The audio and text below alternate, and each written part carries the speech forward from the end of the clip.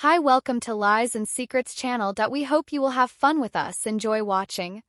I never thought my life would take such a dramatic turn, but I guess that's how these things go.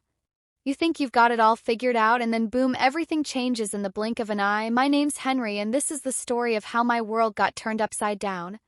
It was a Wednesday evening, just like any other. I remember it clearly because Wednesdays were always my busiest days at the office. I work as an accountant at a mid-sized firm in downtown Boston, and let me tell you, tax season is no joke. I'd spent the entire day crunching numbers and dealing with clients who seemed to think that their taxes would magically file themselves. By the time I got home, all I wanted was a cold beer and some peace and quiet. As I pulled into our driveway, I noticed the lights were on in the living room. That was odd because my wife Emma usually worked late on Wednesdays. She's a teacher at the local high school and runs an after-school program for kids who need extra help. I figured maybe she'd called it an early day, which wasn't necessarily a bad thing. Kaylee's a great cook, and I was hoping she might have whipped up something for dinner. I walked in, the smell of lasagna hitting me as soon as I opened the door. "Honey, I'm home," I called out, feeling like a character from some 1950s sitcom. Emma appeared from the kitchen, wiping her hands on a dish towel. She smiled, but there was something off about it. I've known Emma for 16 years, been married to her for 10, and I can read her like a book. That smile didn't reach her eyes. "Hey babe," she said, giving me a quick peck on the cheek. "Dinner's almost ready.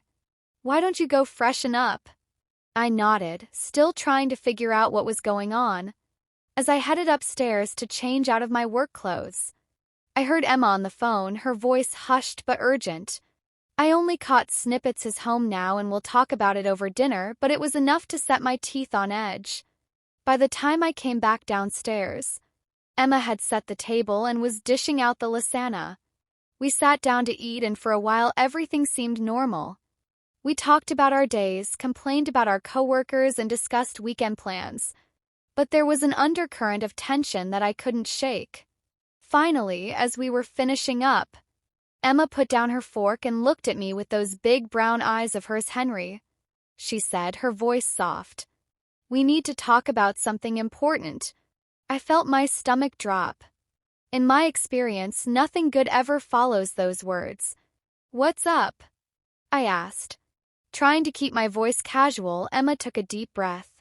"It's about Amelia," she said.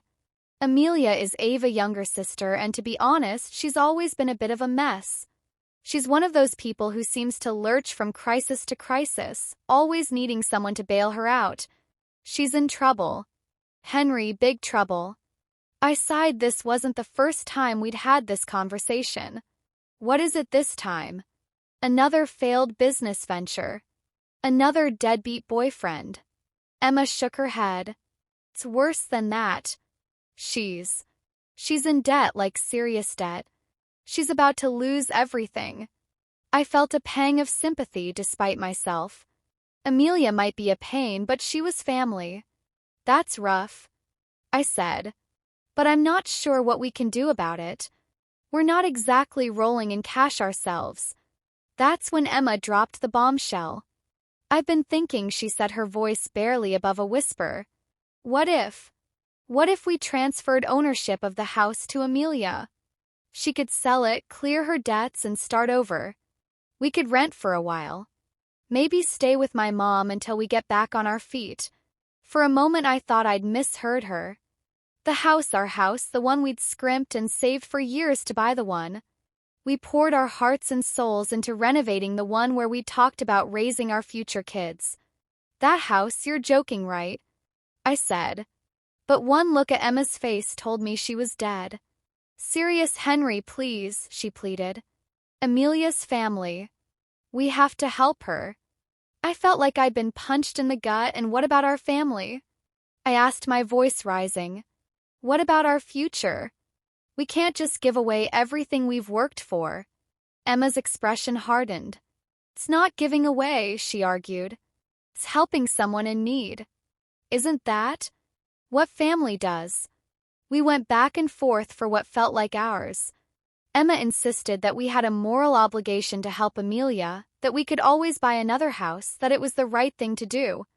I countered that it was insane to throw away our financial security for someone who'd never shown any ability to manage money responsibly. In the end, I put my foot down. "I'm sorry, Emma," I said, "but the answer is no. We are not giving Amelia our house. That's final." Emma didn't say another word. She just got up, cleared the table, and went to bed early. I stayed up late nursing a beer and trying to make sense of what had just happened. Little did I know this was just the beginning of my troubles. The next day, I came home from work to find Emma's mother, Isabella, sitting in our living room. Isabella's always been a piece of work, opinionated, manipulative, and convinced that she knows best. She and I have never seen eye to eye, and her presence in my house after the previous night's conversation set off all kinds of alarm bells. "Henry," she said, her voice dripping with fake sweetness, "we need to have a chat for the next hour." Isabella berated me for my selfishness and lack of family loyalty. She went on and on about how Amelia was in dire straits, how she might end up on the street, how it was our Christian duty to help her. I tried to explain our position, that we'd worked hard for what we had, that giving away our house wasn't a realistic solution, but Isabella wasn't having any of it. "Family comes first," she kept saying, as if repeating it would magically change my mind. By the time Isabella left, I was exhausted and angry. I couldn't believe that Emma had gone behind my back and involved her mother in our private affairs. When Emma got home that evening, we had another heated argument. She accused me of being cold-hearted and selfish. I accused her of being naive and irresponsible. "You don't understand," Emma said, tears in her eyes. "Amelia has no one else to turn to. And what about us?" I shot back. "Who do we turn to when we've given away everything we have?" We went to bed angry that night, the first time in our marriage that we'd done so. As I lay there staring at the ceiling, I couldn't shake the feeling that something had fundamentally changed in our relationship.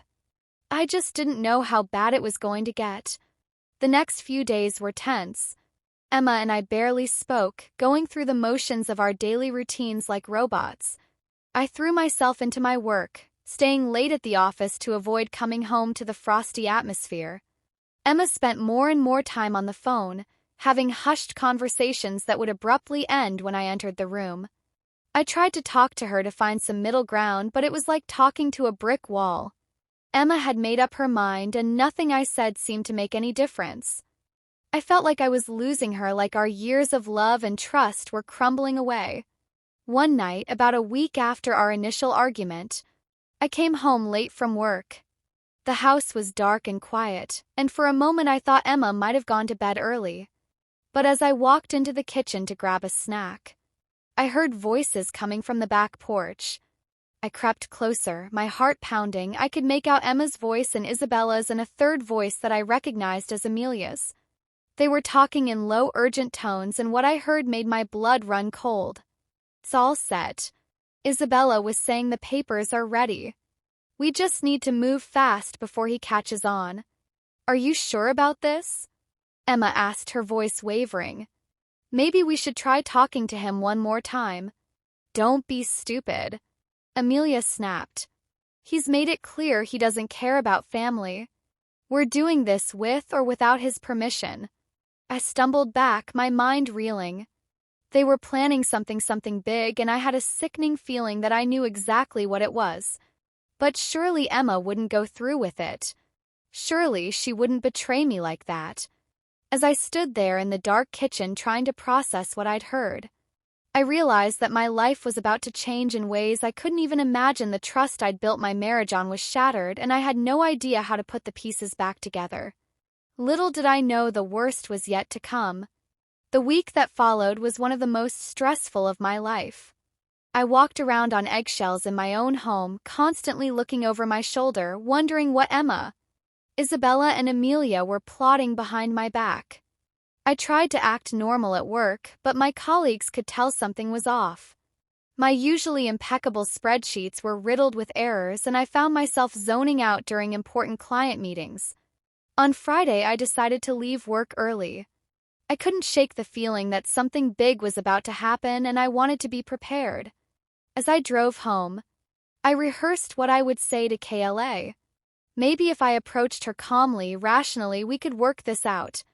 Maybe it wasn't too late to salvage our marriage and put this whole mess behind us. But as I turned onto our street, my heart sank. There was a moving truck parked in our driveway and a sold sign was staked into our front lawn. For a moment, I just sat there in my car, staring in disbelief. This couldn't be happening. It had to be some kind of mistake. I jumped out of the car and ran towards the house. The front door was wide open and I could hear voices and the sound of furniture being moved inside. As I stepped into the foyer, I was met with a scene of complete chaos. Strangers were carrying out our furniture, our photos, our memories. A woman in a sharp business suit was directing, traffic clipboard in hand. "Excuse me," I said, my voice barely above a whisper. "What's going on here?" The woman turned to me with a practiced smile. "Oh, you must be Henry," she said. "I'm Jennifer, the real estate agent handling the sale. Don't worry. Everything's proceeding smoothly. The new owners will be moving in next week." I felt like I was going to be sick. "Sale? What sale? This is my house. I didn't agree to sell anything." Jennifer's smile faltered. I'm sorry, but the paperwork is all in order. The sale was finalized yesterday. Mrs. William assured me that all parties were in agreement. Mrs. William, that was Isabella's last name. The room started to spin and I had to lean against the wall to keep from falling over.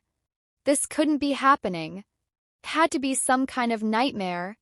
Just then I heard a familiar cackle from the living room. Isabella emerged, flanked by Emma and Amelia. The triumphant smirk on her face made my blood boil. Well, well, well," Isabella said, her voice dripping with satisfaction. "Look, who finally decided to join the party. Did you really think you could say no to me? Henry, to us?" I looked at Emma silently, pleading with her to tell me this wasn't real, but she wouldn't meet my eyes. She just stood there, staring at the floor, her face a mask of guilt and shame. "What have you done?" I whispered, my voice breaking. Isabella's smirk widened. "We did what was best for the family. Dear, something you were too selfish to do yourself. The house is sold and Amelia's debts will be paid off. Isn't that wonderful?" I felt a surge of anger like I'd never experienced before. "Wonderful, you've stolen my home. How is this even legal?" That's when Amelia piped up, her voice sickening. "Sweet oh, Henry, you really should pay more attention to what you sign. Remember that stack of papers Emma asked you to sign last month for the refinancing?" Well, surprise, the memory hit me like a ton of bricks. Emma had approached me a few weeks ago with a bunch of documents saying we needed to refinance the mortgage to get a better rate. I'd been swamped with work and had trusted her completely. I'd signed without reading them carefully. How could I have been so stupid? "You tricked me," I said, my voice hollow. "You lied to me and tricked me into signing away our home." Emma finally looked up, tears streaming down her face. "I'm sorry, Henry," she said. "But we had no choice. Amelia needed help and you wouldn't listen to reason." I couldn't believe what I was hearing. No choice. You had every choice. You chose to betray me, to throw away our marriage, our future. Everything we've built together for what? To bail out your sister. For the 99th time. Isabella stepped forward, her eyes flashing dangerously. "Now you listen here, you ungrateful little man. We did what had to be done. Family takes care of family. If you can't understand that, then maybe you don't deserve to be part of this family." I looked around the room at the strangers carrying out my possessions, at Jennifer, the real estate agent, trying to fade into the background, at Amelia's smug face, at Isabella's self-righteous anger, and at Emma's tear-stained cheeks. In that moment, I realized that I didn't recognize any of them anymore. These weren't the people I thought I knew. These were strangers wearing familiar faces. "You're right," I said, my voice surprisingly calm. "I don't deserve to be part of this family. 'Cause this isn't a family. This is a group of manipulative, selfish people who care more about money than about loyalty or love. I turned to Kayla feeling a deep sadness settle in my chest. I loved you, I said simply. I would have done anything for you. Anything except this. I hope it was worth it. With that, I turned and walked out of the house, my house for the last time. I could hear Isabella shouting something behind me, but I didn't care anymore. I got in my car and just started driving, with no destination in mind. I needed to get away to clear my head to figure out what the hell I was going to do now. As I drove through the familiar streets of Boston, my mind was a whirlwind of emotions, anger, real sadness, fear. They all swirled together until I couldn't tell where one ended and another began. I thought about the life Emma and I had built together, about the plans we'd made, the dreams we shared. All of it was gone now, shattered like a mirror, leaving me with nothing but sharp edges and broken reflections. I ended up at the Charles River Esplanade, a place Emma and I used to come to watch the sunset. I parked the car and walked along the river, watching as the sky turned from blue to orange to deep purple. Families were out for evening strolls, couples were holding hands, students were lounging on the grass with their books. Everyone seemed so normal, so happy. I felt like an alien, like I was watching life through a window I could no longer reach. As night fell, I found myself on a bench staring out at the water, the lights of Cambridge twinkle on the other side. And for a moment I allowed myself to imagine a different life, a life where I'd never met. Kayla never bought that house, never trusted the wrong people. But even as I thought it, I knew it was pointless. You can't change the past. You can only move forward, but where do you go when your entire life has been appended? I had some savings, thankfully, in an account Emma couldn't access, but it wasn't enough to buy a new house, especially not in Boston's crazy real estate market. I could stay with friends for a while maybe, but the thought of explaining what had happened made me cringe.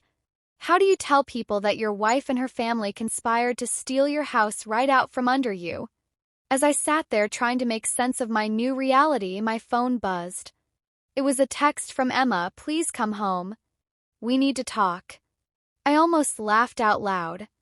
Home? I didn't have a home anymore. Thanks to her. I turned off my phone and shoved it back in my pocket. Whatever Emma had to say, I wasn't ready to hear it, not now, maybe not ever. As the night wore on, I found myself thinking about my parents. They'd passed away a few years ago, within months of each other. I'd been devastated at the time, but now I was almost glad they weren't around to see this. It would have broken their hearts to see their son homeless and betrayed by the woman they'd welcomed into the family with open arms. Around midnight, I finally dragged myself back to my car.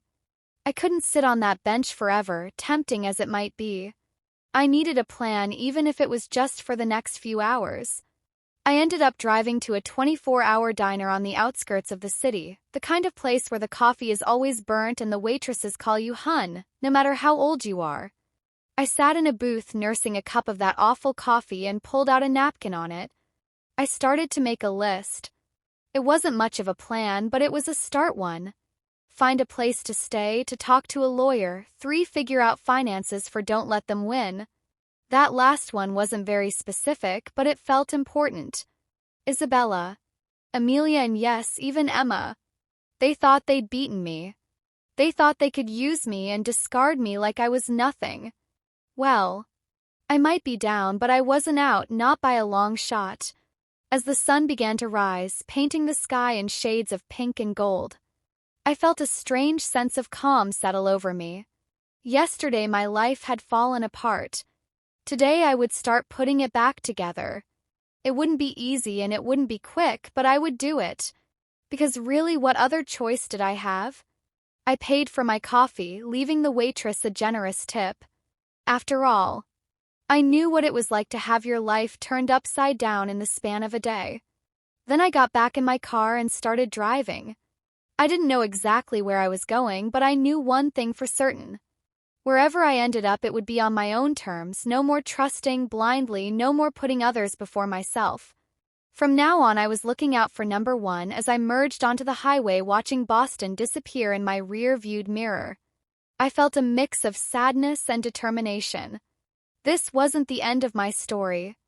It was just the beginning of a new chapter, and this time I would be the one holding the pen as I drove away from Boston. My mind was a whirlwind of emotions and scattered thoughts. The events of the past few hours kept replaying in my head like a bad movie. I couldn't turn off. I needed some time to think, to process everything that had happened, and to figure out my next move. I ended up driving north, following the coastline. There was something calming about the ocean, even in the darkness, as the miles ticked by on the odometer. I found myself in Hampton Beach, New Hampshire. It was off-season, and the usually bustling beach town was quiet and mostly deserted. I parked my car near the beach and stepped out onto the sand. Cold Atlantic wind whipped around me, but I barely noticed. I walked towards the water, my shoes sinking into the soft sand with each step. The rhythmic sound of the waves crashing against the shore was oddly soothing, like nature's own white noise machine. As I stood there staring out at the dark expanse of the ocean, the reality of my situation began to sink in. I was homeless. The house I had worked so hard for, the home I had built with KLA, was gone, and not just gone. Stolen from me by the people I thought I could trust the most. I felt a surge of anger rise in my chest. How could Kala do this to me? How could she betray our marriage, our life together, for her sister's debts? And Isabella, that manipulative, overbearing woman who had never truly accepted me as part of the family. I should have seen this coming. I should have known they would go to any lengths to get what they wanted. But as quickly as the anger came, it was replaced by a deep, aching sadness. This wasn't just about losing a house. It was about losing my entire life as I knew it, the future I had planned, the dreams Emma and I had shared. All of it was gone, washed away like footprints in the sand. I don't know how long I stood there, lost in my thoughts. Could have been minutes or hours. Cold finally started to seep into my bones, and I realized I was shivering. I needed to find a place to stay for the night. I walked back to my car, sand crunching under my feet. As I drove through the quiet streets of Hampton Beach, I spotted a small motel with a vacancy sign. It wasn't much, but it would do for the night. Clerk at the front desk barely looked up from his phone as he handed me a key. Room 13, my new home, at least for tonight. The room was small and outdated, with faded floral wallpaper and a TV that looked like it was from the 89s, but it was clean and the bed seemed comfortable enough. I sat on the edge of the bed, feeling the weight of exhaustion settle over me. But even as tired as I was, I knew sleep wouldn't come easily. I pulled out my phone, which I had turned off earlier to avoid any more messages from KLA. As soon as I powered it on, it started buzzing with notifications, missed calls from Emma, voicemails from Isabella which I promptly deleted without listening to, and even a text from Amelia that simply said, "I'm sorry it had to be this way." Sorry she was. Sorry, the anger flared up again. Hot and fierce. Sorry didn't begin to cover it. Sorry wouldn't give me back my home, my life, my trust in the people I loved. I threw the phone across the room, watching with grim satisfaction as it bounced off the worn armchair and landed on the carpet. I lay back on the bed, staring at the water stains on the ceiling. What was I going to do now? I had some savings, thankfully in an account that Emma couldn't access, but it wasn't enough to buy a new house, especially not in the Boston area, and my job. What was I going to do about that? I couldn't exactly commute to Boston from New Hampshire every day. As I lay there trying to make sense of my new reality, a thought began to take shape in my mind. Maybe this was an opportunity, a chance to start over, to build a new life on my own terms. I had always played by the rules, always done what was expected of me. Look where that had gotten me. I sat up suddenly. Energized, I grabbed the notepad and pen from the bedside table and started making a list. 1. Find a lawyer. 3. File for divorce. 3. Look for a new job. 4. Find a new place to live not in Boston. 6. Cut all ties with Emma, Isabella, and Amelia. As I wrote, I felt a sense of purpose start to replace the despair that had been weighing me down. This wasn't the end, it was a new beginning, and this time I would be in control. I spent the next few hours researching on my phone. I found a lawyer in Manchester who specialized in divorce cases involving financial fraud. I sent an email explaining my situation and requesting an appointment as soon as possible. Then I started looking at job listings. My skills as an accountant were transferable. Maybe this was a chance to try something new, maybe even start my own business. As the first light of dawn started to peek through the threadbare curtains, I finally felt exhaustion take over. I crawled under the covers, my mind still racing with plans and possibilities. For the first time since this whole nightmare began, I felt a glimmer of hope. I woke up several hours later, disoriented at first by the unfamiliar surroundings. Then the events of the previous day came rushing back, and I felt a momentary pang of despair. But as I sat up and looked at the notes I had made the night before, I felt that sense of resolve. Return. I checked my phone. The lawyer had responded, offering to meet with me that afternoon. It was a start. I showered quickly, grateful for the hot water even if the pressure was weak. As I got dressed in yesterday's clothes, I made a mental note to buy some new ones. I couldn't keep wearing the same outfit if I wanted to be taken seriously. I checked out of the motel and drove into Manchester. I had a few hours before my appointment with the lawyer, so I stopped at a department store and bought a few changes of clothes. It wasn't much, but it made me feel a bit more human. The lawyer's office was in a modern building in downtown Manchester. As I sat in the waiting room, I felt a mix of nervousness and determination. This was the first step towards reclaiming my life. The lawyer, a no-ons woman named Olivia Donovan, listened to my story with a mixture of sympathy and professional interest. "What they did was illegal," she said. "When I finished, we can definitely build a case here, not just for divorce but for fraud as well." We spent the next hour discussing strategy. Olivia explained that we could potentially get the house sale overturned given the fraudulent nature of the transaction. She also suggested filing for a temporary restraining order against Isabella and Amelia given their manipulative behavior.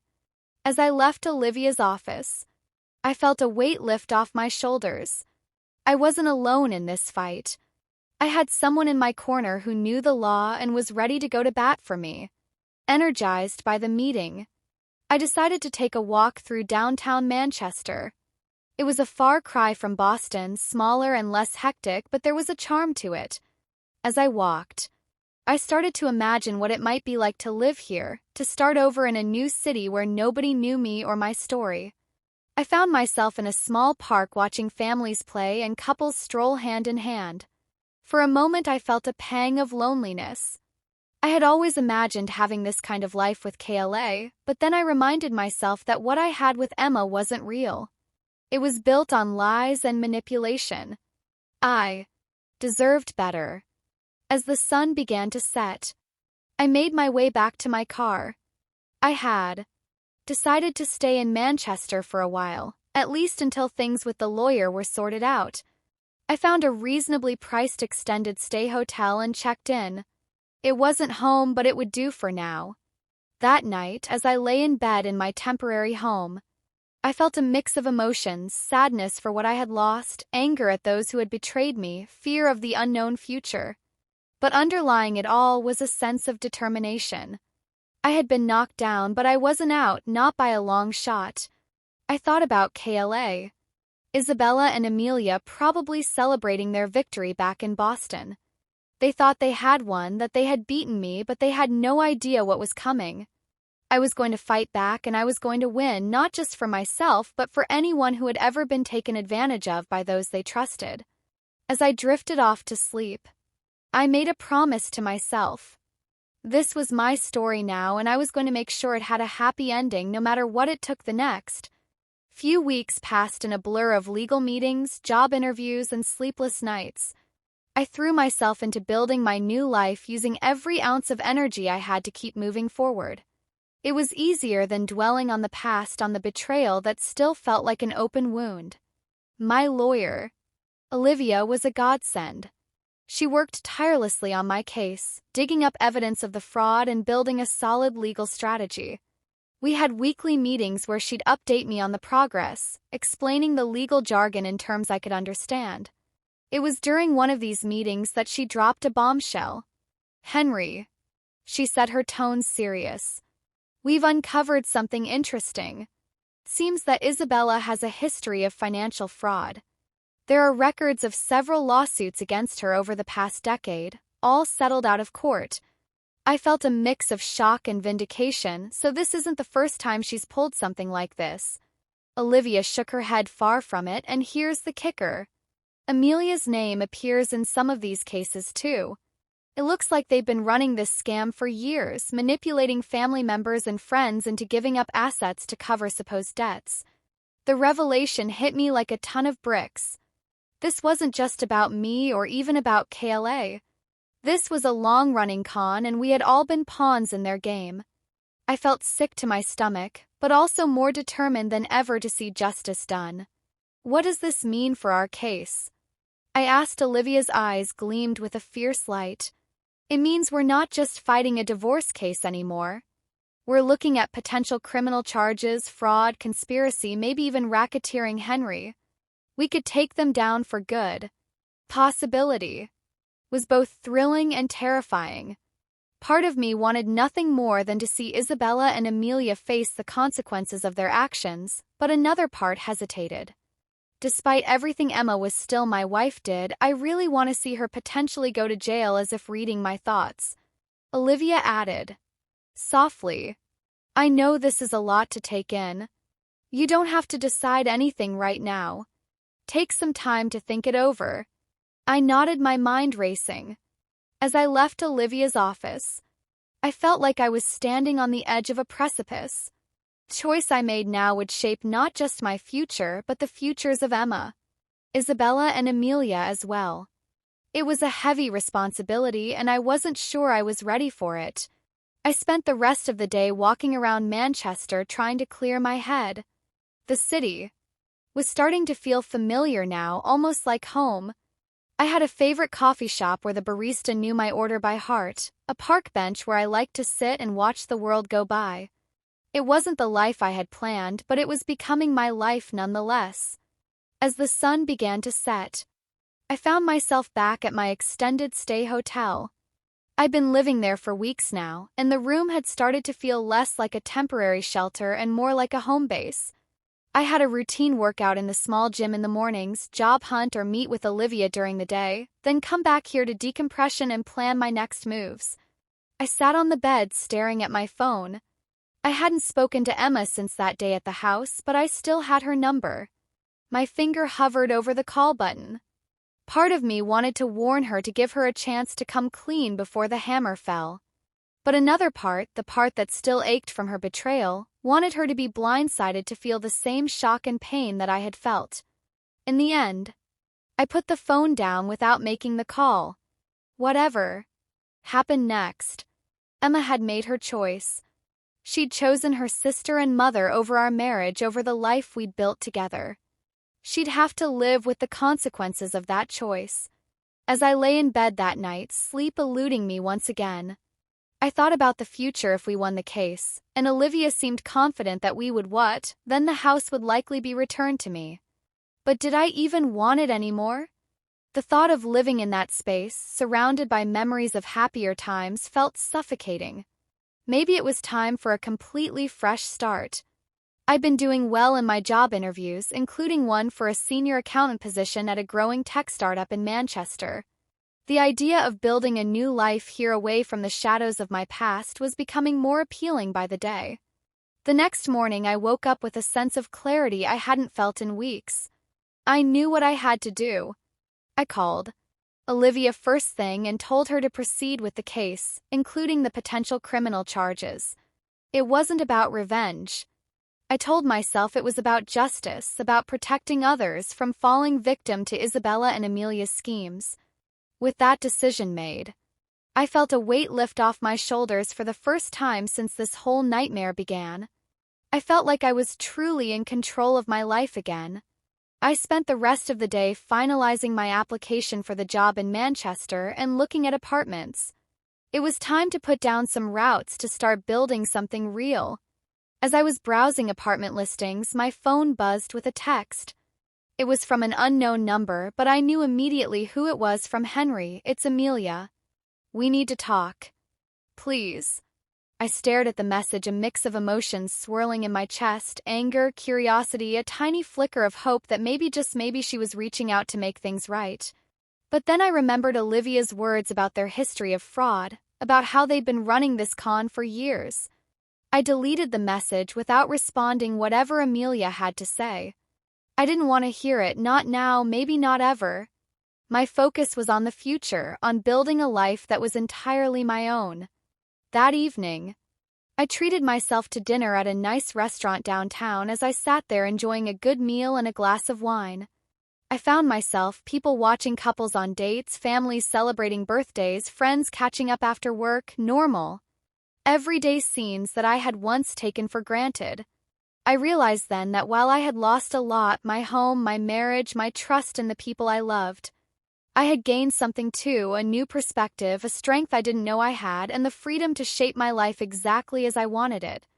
As I walked back to my hotel that night, the streets of Manchester, alive with the energy of a city winding down for the day, I felt a sense of peace settle over me. Tomorrow the real fight would begin. Olivia would file the expanded lawsuit, setting in motion a chain of events that would likely change all our lives forever. But for now, in this moment, I was okay, more than okay. Actually, I was hopeful. Whatever storm was coming, I was ready for it, because this time I wasn't just a victim of circumstances, I was the architect of my own destiny. I fell asleep that night with a smile on my face, dreaming of the future rather than dwelling on the past, the calm before the storm indeed, but this time I was prepared. Let the storm come. I was ready to weather it and to emerge stronger on the other side. The day of reckoning arrived sooner than I expected. It was a crisp autumn morning, the kind that makes you think of pumpkin spice and falling leaves. I was sipping my coffee, scrolling through my emails, when I got the call from Olivia. Henry, it's happening, she said, her voice crackling with excitement. Police are moving in now, turn on your TV. With shaking hands, I fumbled for the remote and switched on the local news. There it was, splashed across the screen in bold letters, breaking news. Multimillion-dollar fraud ring uncovered in Boston suburbs. I watched transfixed as the camera panned to a familiar street, my old street.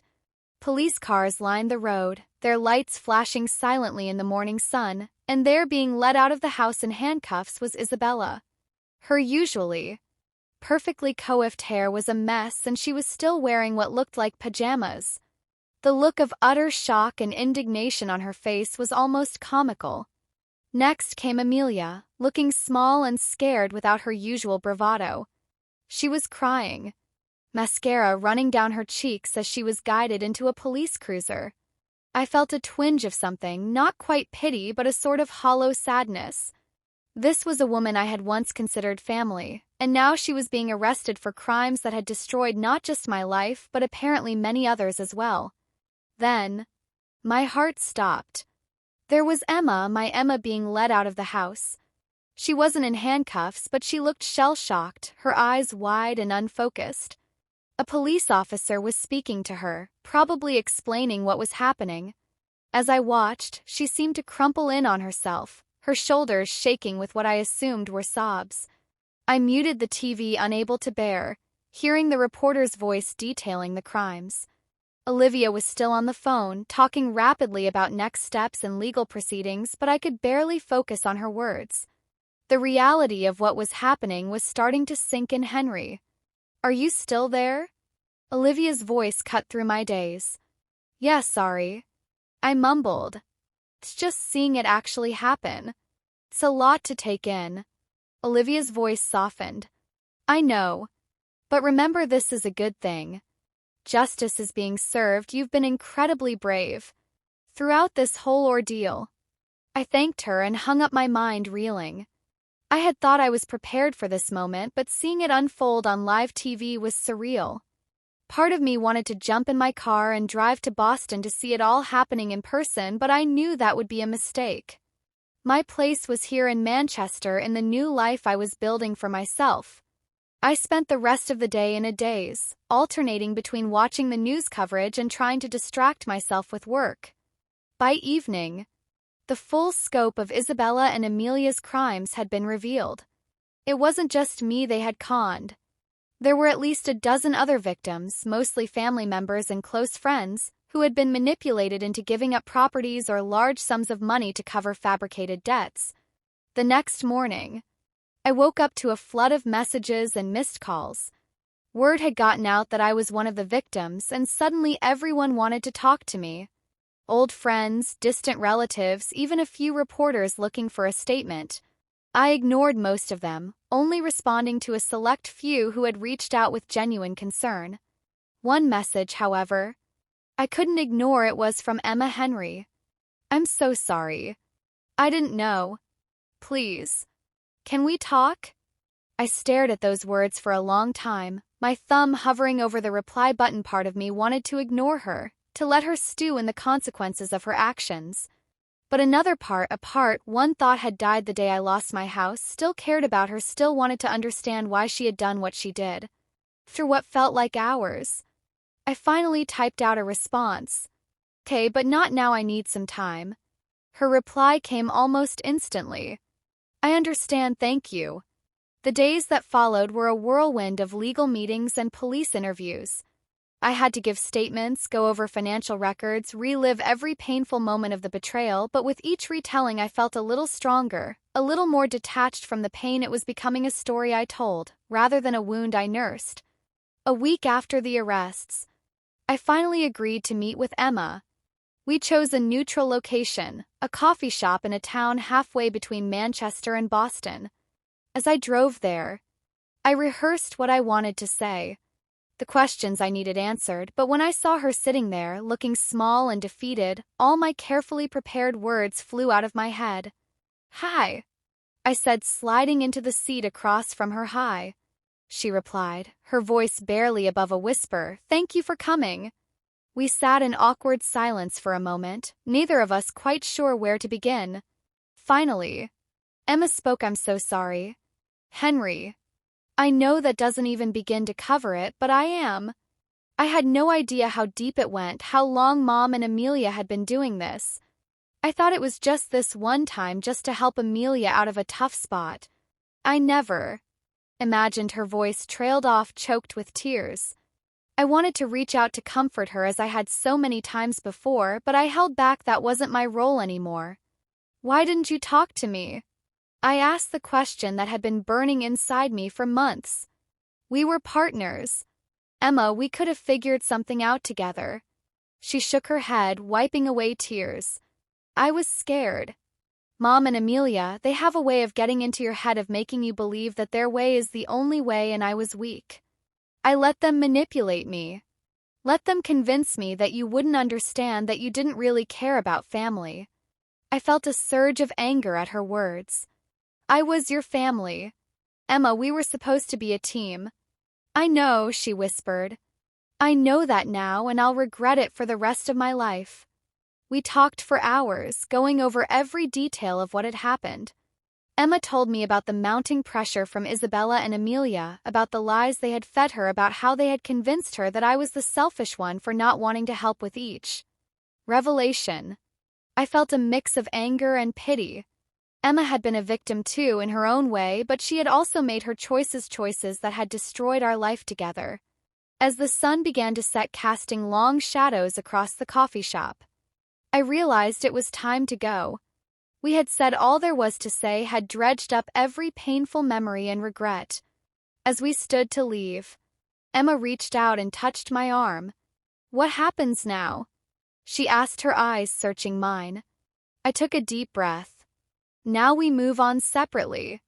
I'm building a new life in Manchester, and I think that's for the best." Emma nodded, fresh tears spilling down her cheeks. "I understand. I hope you can find happiness. Henry, you deserve it."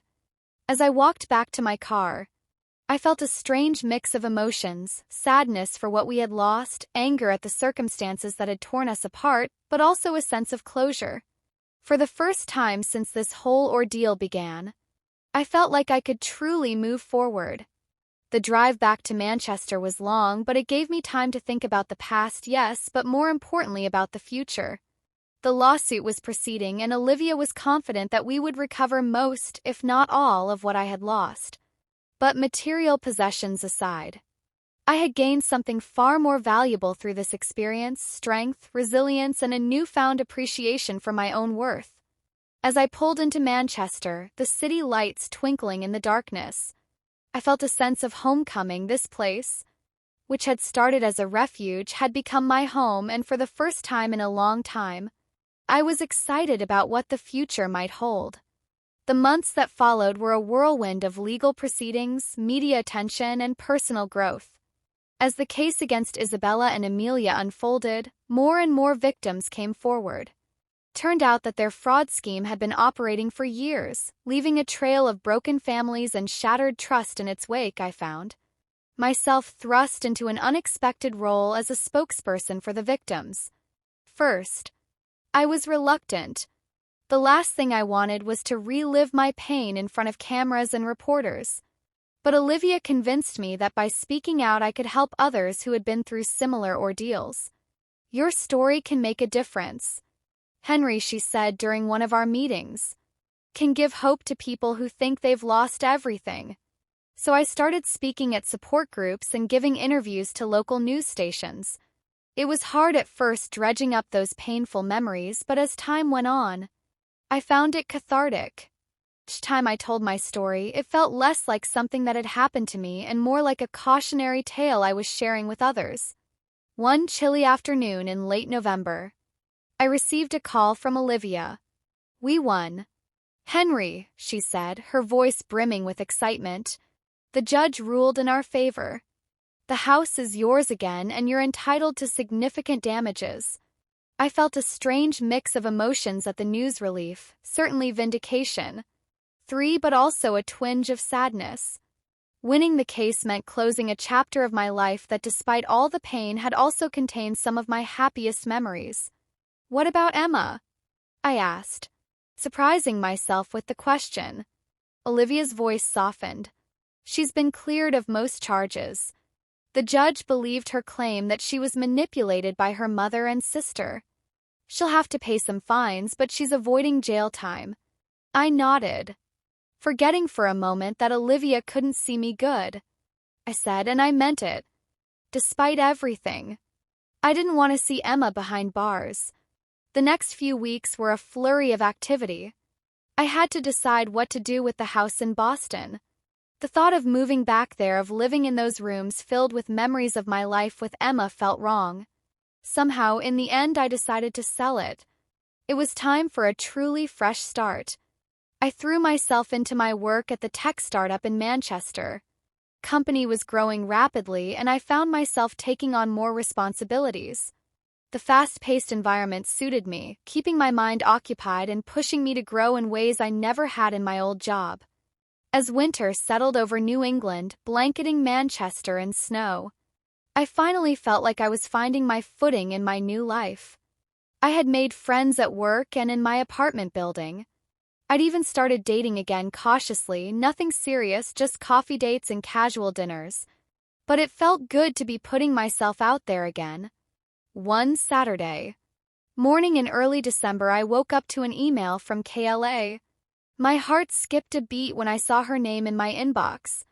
For a moment I considered deleting it without reading, but curiosity got the better of me. "Dear Henry," it read, "I hope this email finds you well. I wanted to let you know that I'm moving to California next month. My aunt out there offered me a job at her school, and I think the change of scenery will do me good before I go. I wanted to thank you. Your strength and resilience throughout this whole ordeal have been inspiring. I know I have no right to ask this, but I hope that someday you can find it in your heart to forgive me, not for my sake, but for yours. You deserve peace. Henry. I hope you find it. Take care. Emma." I read the email several times, a lump forming in my throat. It was a bittersweet feeling, knowing that Emma was moving on, starting a new life, just as I had part of me wanted to reply to wish her well, to tell her that I was working on forgiveness. But another part knew that it was better to leave things as they were. Some chapters are better left closed. Instead of replying, I bundled up and went for a walk. The streets of Manchester were quiet, the freshly fallen snow muffling the usual city sounds as I walked. I thought about how much had changed in the past year.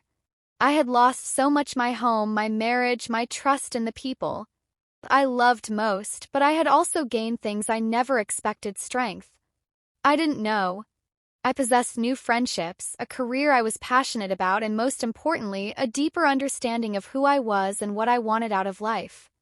As I rounded the corner near my apartment, I saw my neighbor, Mrs. Williams, struggling with some grocery bags. Without hesitation, I jogged over to help her. "Oh, Henry, you're a lifesaver," she said, smiling warmly as I took the heavier bags. "How are you doing?